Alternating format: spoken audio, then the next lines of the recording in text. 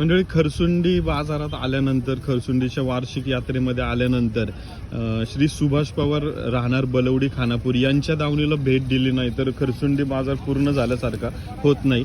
याची विशेष गोष्ट म्हणजे मंडळी, त्यांच्या दावणीच्या असलेल्या जातीवंत सुंदर गायी असतील आणि त्याचबरोबर आपण पाहत असलेले वळू असतील. हे वळू आपल्याला येथे मोठ्या प्रमाणामध्ये आणि जातीवंत सुंदर गायींची सर्वात मोठी दावण ही खरसुंडी बाजारामध्ये असते मंडळी, की ज्या आपण पाहतोय सध्या. आणि सध्या पाहत असलेलं जातीवंत आणि सुंदर गायी सध्या आपण येथे पाहतोय. आणि या 2 गायी आहेत मंडळी जवळपास. या दोन्ही गायींची वासरं पलीकडे मागच्या बाजूला आपण महिन्याची वासरं आहेत सध्या, ती आपण पाहू शकतो.